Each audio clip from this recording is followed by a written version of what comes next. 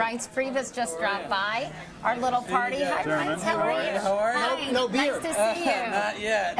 Have a seat. Have a seat. So I don't know if you can. Yeah, if you can use the handheld mic, right. I think it's fine. And maybe you're going to have to work the mic with Peter. But you must be feeling pretty good. We are feeling pretty good. I mean, it's a great night for the party, but I think it's a great night for our country, and I'm pretty happy right now. We've worked hard. Is there a theme here tonight? Is it issue-based? Is it turnout-based? I know it was very important to you, as we've been talking about, to perform well in these purple states. Yeah, no, I think it's a little of everything. I think it's having great candidates. I think it's also a rejection of the direction that the president's taken this country.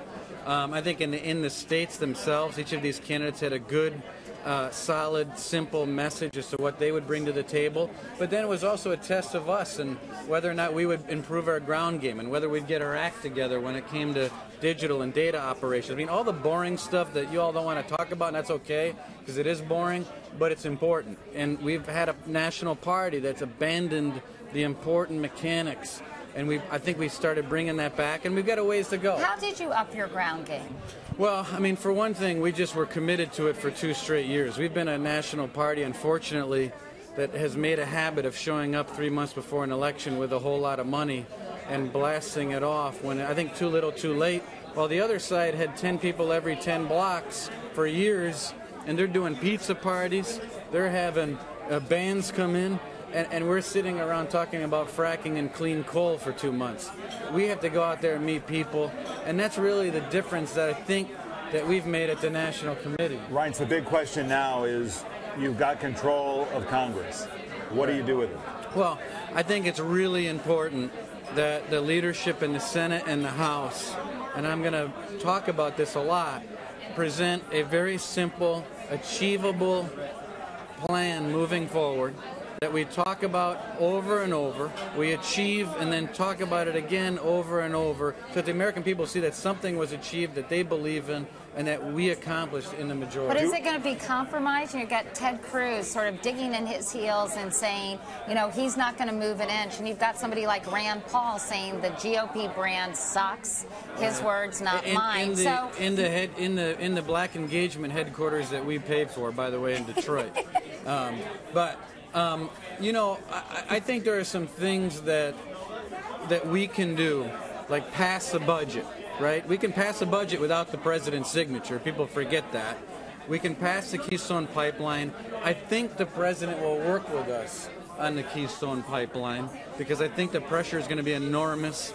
Democrats are going to want to play on that field, and I think it's going to happen. Ted Cruz says, and some of his colleagues disagree, that a Republican Congress should be confrontational. As the head of the party, do you think that's the right approach?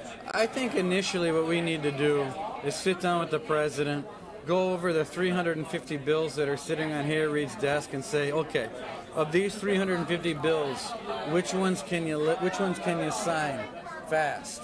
And I think that he almost has to play ball. Because if he doesn't play ball and he just rejects everything, boy, he's going to live with a legacy that's what some progressives incredible. are in fact worried about, Peter, that the president is going to be backed in a corner and maybe make some compromises that his base really, doesn't want him to make. Well, look, I think it depends on what the issues are. On trade, for example, we have this big trade deal, the Trans-Pacific Partnership. That the prospects for that may actually have gone up with this election.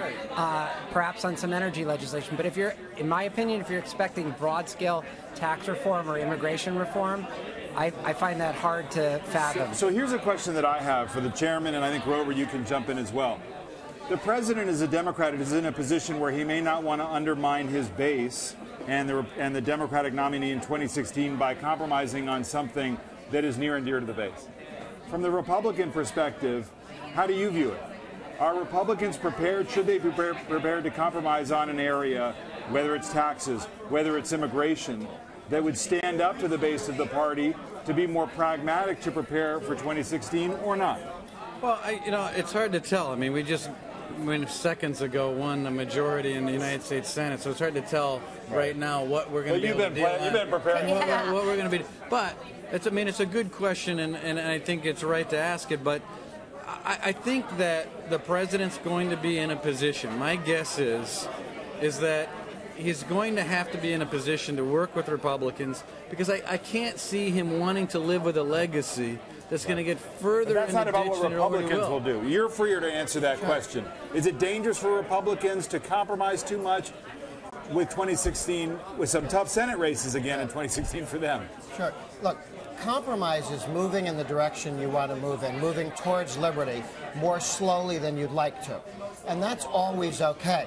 Sometimes when our friends on the left ask us to compromise, that mean lose, okay? Right. We're not going to raise taxes. We're not going to be big spenders. We're not going to bust the budget. But do we have to have all of the tax cuts we want? No. Do we have to have all the budget reform we want? Do we have to have all the school reform we want? No. Every step forward is a good step forward. But if you want to know where policy will change in America, look to the states. Look at the governor's races, the state legislative races.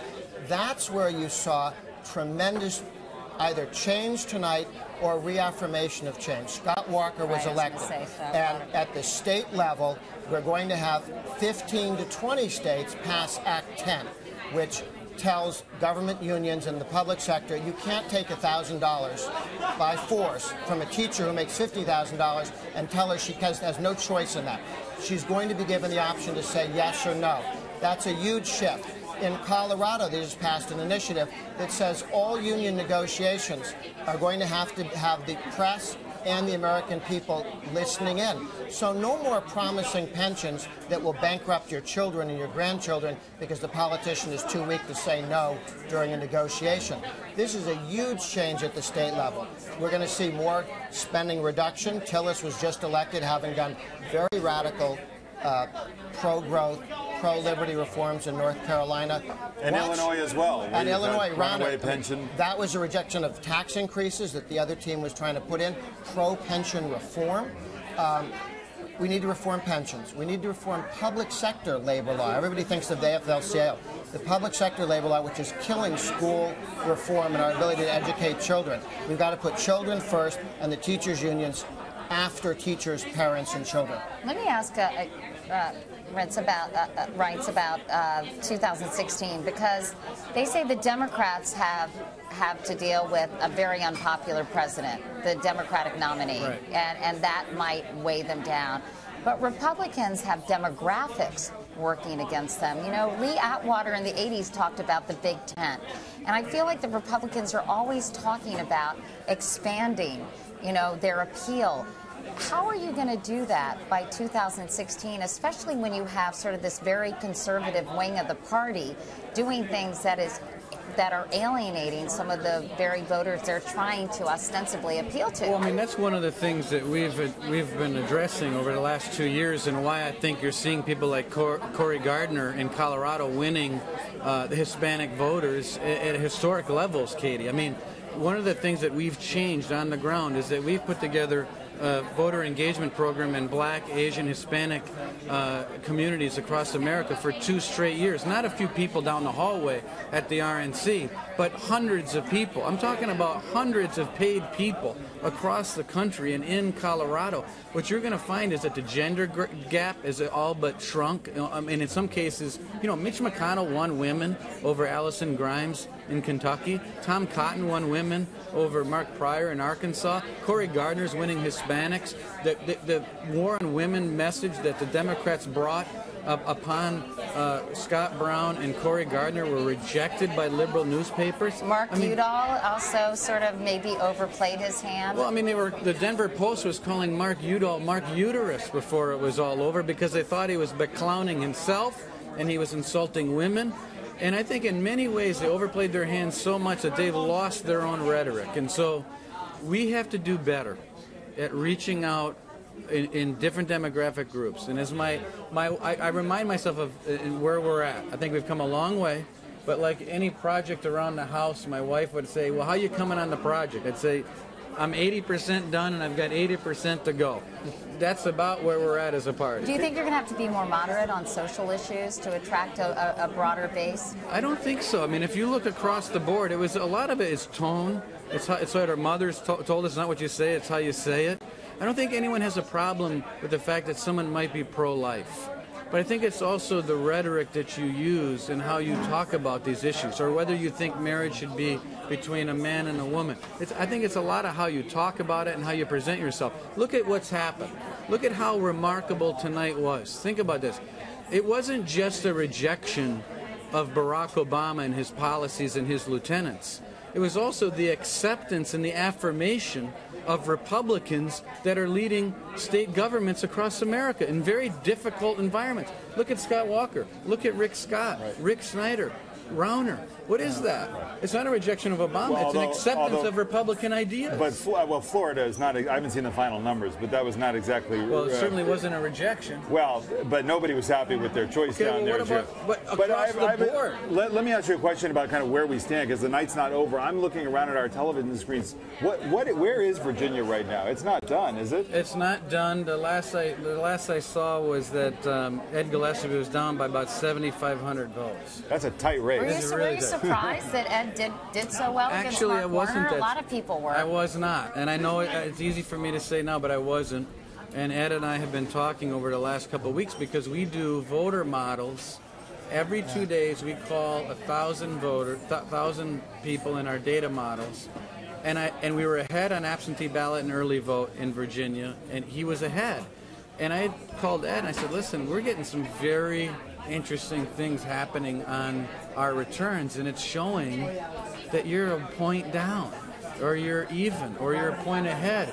And we knew Virginia was going to be that way, and he played it perfectly. Do you think Mark Warner could still eke it out? Because a lot of those Northern Virginia votes weren't in yet, and you know what they are. I think it's probably going to be a recount in Virginia, and we're yet. Well, you've got Louisiana runoff, and you've got Alaska still out there. Yeah, and so we're looking at. Well, I don't see us losing Louisiana in a national runoff, so I think you're looking at +8, +9 before. Isn't it interesting, Peter, that we haven't talked a great deal about health care tonight? What's interesting about Virginia, some of the Republican strategists I've been talking to on Twitter tonight are saying one of the things that Gillespie did, from a lobbyist, White House counselor, somebody with deep experience in politics, was talk about policy. He actually proposed an alternative to Obamacare. Obamacare is the issue that the dog that didn't hunt. I mean, in this race, on either side of the aisle, which is surprising to me. Yeah, no, he did, and even on his signs, he put his theme on economic prosperity, economic growth, on his yard signs. I mean, he was all about a message from the beginning into the end. I said dog that didn't hunt. That's what I said. Yes, I think that's a Dan Ratherism, actually. That dog won't hunt. It's tighter than a too tight bathing suit on a too long ride home from the beach. That's like a Dan Ratherism, too. Well, thanks so much for coming by. Really appreciate it. I know you probably have places to go and people to see. It's an honor to meet you. Well, nice to meet you, too. I'm usually getting skewered by David Gregory, but not you. But it's an honor to have me on your show. Thank you. Thanks.